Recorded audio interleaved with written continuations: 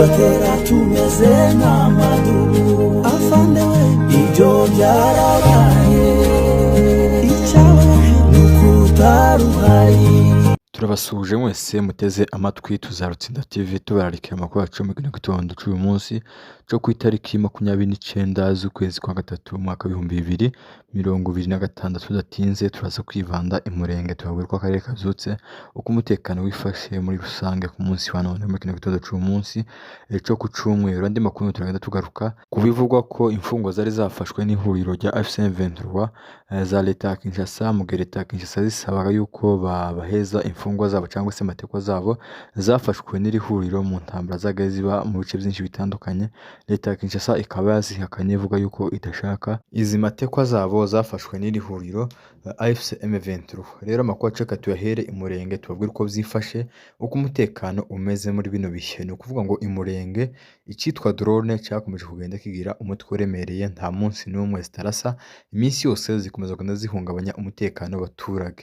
No muri ijoro rya rikeye rishira ku itariki 29 z'ukwezi kwa gatatu umwaka wa 2026 zibasiriye umuhana w'Irundu ziza guteramo amakompara menshi aremereye, ndetse bivugwa yuko hari umwana waje kuhatakariza ubuzima yaje gufatwa n'ubundi na fragment z'amakompara drone bakomeje kugenda batera mu mihana ituwe n'abaturage. Uretse n'ibyo bitero za drone bikomeza kugenda byica abaturage, regime ya leta ya Kinshasa iri kumwe n'abatanzania abarundi yakoresheje indi strategy ikomeye nyuma y'aho batsinzwe intambara ku butaka.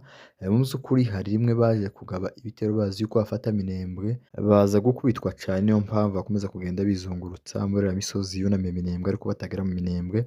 Bazi neza yuko Minembwe inyerera, bazi neza yuko Minembwe atazayifata, usibye gusa ubwicanyi bakomeje kugenda bakorera abaturage. Mu by'ukuri hari umwe wampaye amakuru uherereye kuri tele yambuye yuko hari rimwe regime leta ya Kinshasa yazanye ingabo nyinshi zizi yuko zifata Minembwe, zizi yuko zikora Minembwe afite n'ibitero bya drone. Hanyuma umugabo ndashatse kuvuga mu izina w'ikiyongozi apanga urugamba, aravuga ati uyu mwanzi waje kugaba ibitero mureke twadivastinge tumwinjirane mu buryo za drone ziza kurasa ziturasane twese n'abangaba twabinjiyemo, nta mpamvu yo kubaheza umwanya. Rero bari bazi yuko nibamara kurasa abacu bagiye kwadivastinga drone nazo ziza kubarasira hejuru. Amadubu y'umurenge aza kubikora uko nguko babitegetswe, mu gihe umwanzi yari amaze kuza yadivasinga agambiriye gufata Minembwe abacu bamwinjiramo neza. Noneho drone ziraza ziracanganyikirwa nazo zibura abo zirasa, ziravuga ati tubwira kurasa turarasa n'abacu. Rero aho ngaho umwanzi aza kubakubitikira cyane kugeza kuri ubu ngubu iyo operation baraca bayigenderaho, niyo mpamvu bakomeza kugenda bidobetsa mu misozi ya Minembwe ariko badashobora kwadivasinga n'ingabo za infantry, ahubwo bakomeje kugenda bakora ubwicanyi. Mu by'ukuri biriya bitero ni ibitero by'ubwiyahuzi, ni ibitero bigambiriye kwica abaturage, ni ibitero bigambiriye kurimbura abaturage, ni ibitero bigambiriye kwangiza, ariko ntabwo ari ibitero bigambiriye kuzafata Minembwe. Ntabwo drone zizafata Minembwe, ingabo za infantry zaramaze gutsindwa. Rero uruhande rwa leta ya Kinshasa ntibagifite ingabo zo ku butaka, ntibagifite ingabo za infantry, ahubwo bahisemo umugambi wo gukomeza kugenda bohereza ibisasu biremereye. Ibyo nabyo babonye ko ntaco bazageraho, bishe inka, bica abantu, babona abantu n'ubundi batabashira, kandi babona ko M23 idacitse indege MLDP ikorera imurenge. Baravuga ati ibyo twadukora byose n'ubundi MLDP twigwaneho bakorera imurenge hamwe na M23 ntibacitse intege, bakomeje kugenda bagaragara neza ku mirongo y'urugamba. Ico bahisemo n'ubundi no kwicisha abaturage inzara muri ya misozi barimo yunamiye za Karingi bimzemo imyobo, bahashinzwe intwaro ziremereye mu gihe abaturage baje gushakisha ibyabo, mu gihe n'ubundi leta ya Kinshasa ariyo yabakuye mu byabo. Rero baje gushakisha ibyabo basize mu matongo yabo, leta ya Kinshasa igahitamo kubarasisha izi za drone n'ubundi n'ibisasu biremereye birasukwa kure. Rero abaturage ba Minembwe kuri ubu ngubu bafite ikibazo cy'inzara, ikibazo cyo kubura ibintu, ubu nyine isabune imwe rimwe $50, umunyu ntago bawuca, urumva bari mu bihe bikomeye.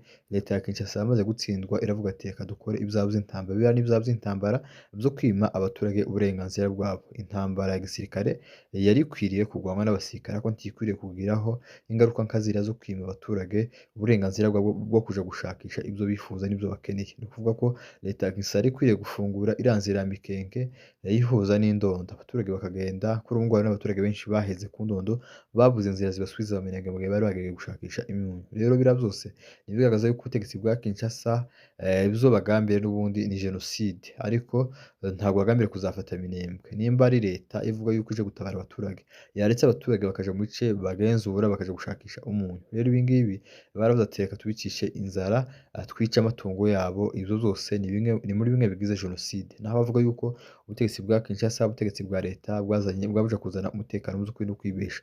Rero kuri ubu ngubu ibitero vya drone Murenge nivyo bikomeje kugenda bikora umunsi ku wundi, barasa n'ibisasu biremereye mu gihe babonye abaturage bagiye gushakisha ivyabo.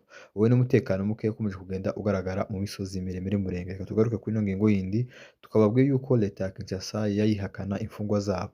Murabizi ko mu minsi yashize habaye amasezerano yari hagati y'ihuriro AFC M23 n'uruhande rwa leta ya Kinshasa, basabaga M23 kurekura amateko yafashe za leta ya Kinshasa mu gihe bafataga umujyi wa Goma n'ibice byinshi bitandukanye, kuko hari abasirikare benshi ba leta bagiye bafatwa n'iri huriro M23.